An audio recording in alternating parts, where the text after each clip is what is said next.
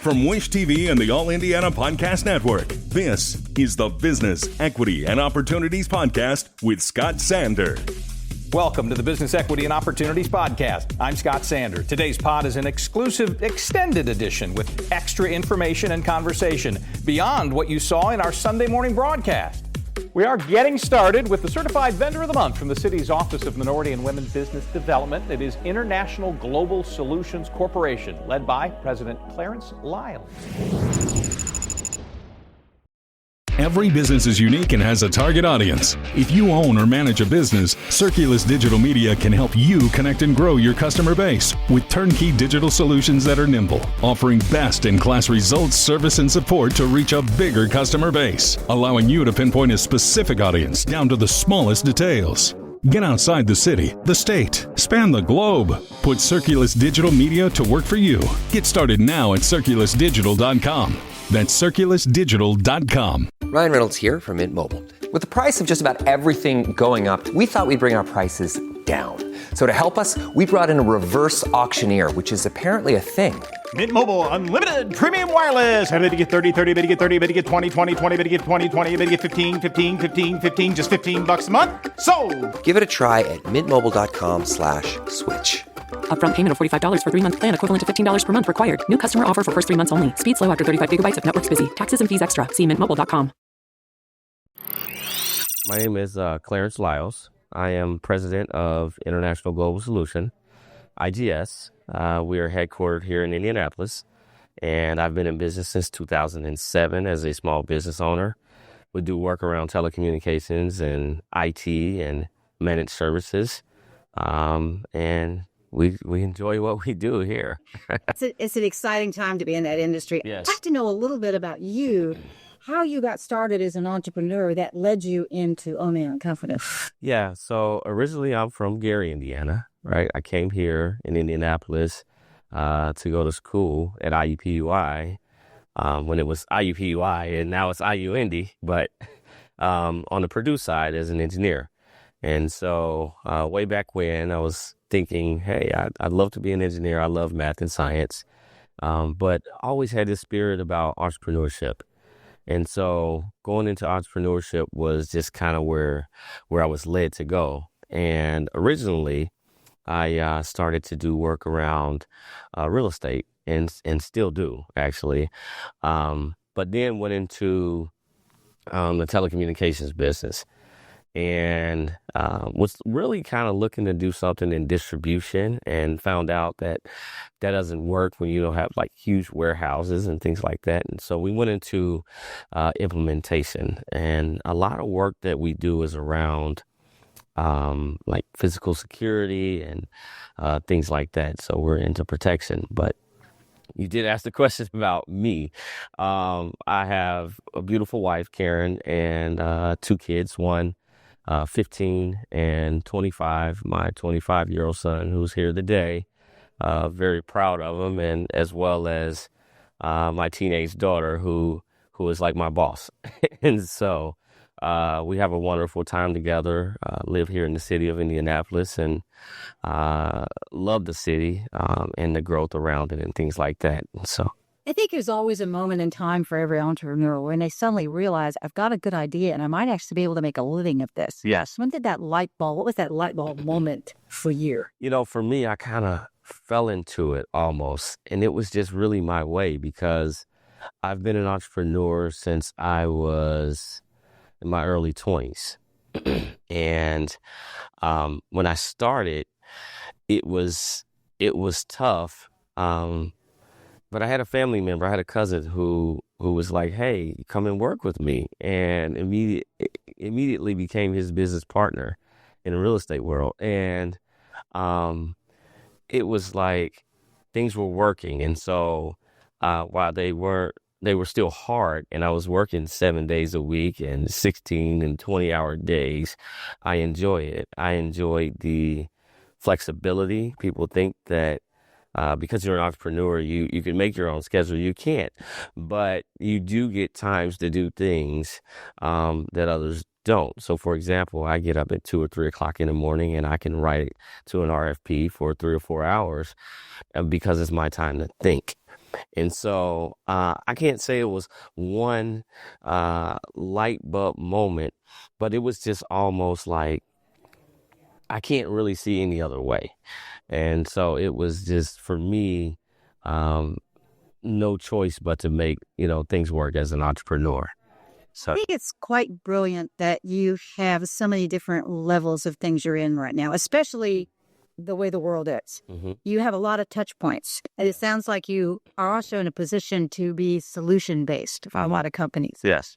Talk to me a little bit about why that is important now for other businesses to have companies like yours as kind of keeping an eye on technology and being there to help other companies that might need to reach out so that you can keep them tech savvy. Yeah, so that's a very interesting question, because that's actually, as an entrepreneur, you evolve, right? And at 5, year 10, now we're year 18. It's crazy to think that, right? And time just goes past. But I do want to give entrepreneurs a little bit of advice. The key to entrepreneurship is focusing. So it's not that we touch these points initially. Those are the things that you branch out to once you have a home base. And I learned that from my mentor, my great mentor who's deceased, Bill Mays. He had a chemical company and he employed hundreds of people and did a wonderful job, but he was willing to invest into other things. And so that's kind of where I learned, that level of entrepreneurship from. The IGS is the foundation. IGS is technology-based company, and the world, as it grows and moves into the future, it moves so fast. And in my opinion, it's moved faster than it's ever moved before because things change so quickly now. It took us a long time to get to certain levels of technology, but then they change in a year. Every year a new phone comes out. Every year a new car comes out, and it's got more technology and it's faster and it's stronger. And we just came off Indy 500 and we were talking about how the cars are at 225 miles per hour where they were nowhere near that, some years ago. And so I think that focusing on who we are and the technology and bringing about what we do well, which is really the physical security, the access control, the cabling, and connecting people from a telecommunications and IT world, lends me the opportunity to do other things as an entrepreneur. Also, having my great staff. So my executive vice president, my staff, everyone who assists me and actually keeps me in line. So it kind of gives me the ability to be able to do other things. And one of the things I do notice about the people is how much they get back to their community, how much they keep that community connection. And I know that's important to you as well. Yeah. For me, it's very important to give back to the community. We live here. How do you not help when you see people who are not as fortunate as you, right? My grandmother taught me that. My grandmother helped people when she didn't have. She would give you her last, and it seemed like it never stopped coming because God kept blessing her because she kept doing so. And so for me, my baby is Horizon House. I sit on the board of Horizon House, which is right around the corner. And we service thousands and thousands. Last year, we serviced almost 8,000 homeless individuals. We call them neighbors because they are our neighbors. And we have to help them and treat them as neighbors. And so at Horizon House, we bring in people and not just give them a meal or a shower, but we bring in people and an address. You can't get a job if you don't have an address, if you don't have a phone number, if you don't have a resume, if you don't have a mailbox.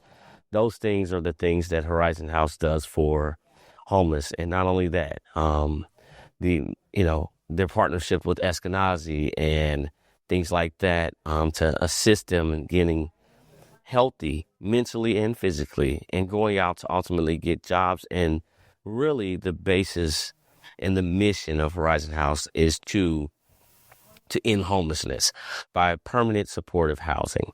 And so putting people in housing and creating financial resources around them so that they can move on and be successful and not be dependent. for the rest of their lives. And so, yeah, I'm pretty passionate about that. I have others as well, but that is my passion. Well, the way the world is right now, what kind of challenges are you finding that nonprofits are experiencing? Yeah, so it's just the uncertainty of funding and how to move about with things changing, and whether it be on either side of the aisle, the politics and things like that. And for me, I would just love for people first to have the consistency around helping our neighbors and helping people and helping small businesses, helping people that are bringing solutions to the table. So I think it should be agnostic as far as across the board, no matter who's doing what. But yeah, we're making adjustments. We are learning how to stay relevant. This is not our first rodeo. We've been around the block a few times, and so we try to be solution based, because I think at the end of the day, no matter what your beliefs are, you want the best, right? We want the best for our country. We want the best for our people. We want to be successful, and we want to live in happiness, as kind of corny as that may seem, right? So. And you're right. There's real people involved in right. decisions. Absolutely. And being nimble, we sell that as a solution. We have people, we're headquartered in here in Indianapolis, but we have people all over the country. So we have an office in Louisville, Kentucky, an office in Brownsville, Texas. We have a small office right outside of DC. But we have a wonderful staff. We have multiple crews that move about the country, in an instant. And so we have built the company that way. Even though we're still a small business, we act like a larger business in many ways. And so I think our customers like the fact that we can be certain places. If we get a call and we need someone in California tonight, we're there.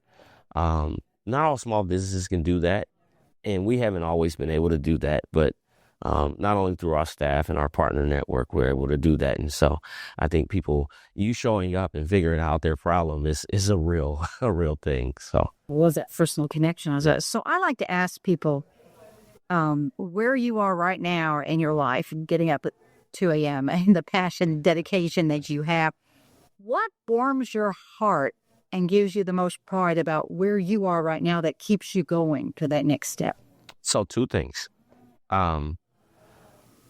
The first thing is the fact that it's going to sound crazy, we actually employ people who they move up in the company. They are able to come in, and you see people who didn't have certain things, and now they're able to buy a home, or they're able to buy a car, or provide for their kids, or move into certain places and things like that. That gives you a sense of pride. People depend on me and my senior staff for their everyday well-being. We have to be successful, and I preach that. The team, we all have to be successful for each other, because I depend on them for my well-being. In order to be able to give back to the community, we have to produce. And the second thing is my family. So I'm a big family guy. Like, Thanksgiving is at my house. We have 65, 70 people. It's crazy, right? And I've always been like that. I've learned that from my grandmother, my mom, my dad. And we've always been just around each other. In the position that I'm in, I thank God that I'm able to provide for not just some ways in financial capacities, but in, to see like my nieces and nephews and people like that, and to be able to sit down with them and to just, their uncle or dad or whoever, give them a little bit of knowledge to understand where they want to go in life, and, to try to support them. That is like my favorite thing to do, to sit around, not just my brothers, my mom, my dad, but my entire family and to sit back and laugh and joke and hang out because like my grandfather was that guy, right? And so those are the things that drive me. Those are the things that make me work hard. And it's just the way that I know to do things.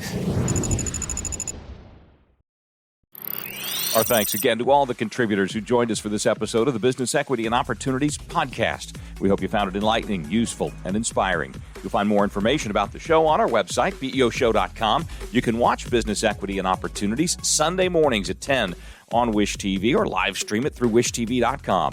Each week we provide 7 full segments with topics ranging from how to get started and how to access capital to the day-to-day running of your business and questions about accounting and bookkeeping. We feature business news and trends and always share a success story from one of our contributors. Join us next time for more insights into the world of small business. Be sure to sign up for our Business Equity and Opportunities newsletter to get even more valuable, up-to-date information. And if you have any questions or you'd like to be part of our show, please email us. The address is beo@wishtv.com. We'd love to hear from you. I'm Scott Sander. Thanks for listening. Watch the Business Equity and Opportunity Show on Wish TV and access all of our content and share it on demand anytime at beoshow.com. You can find more podcasts from Wish TV on the All Indiana Podcast Network at allindianapodcastnetwork.com.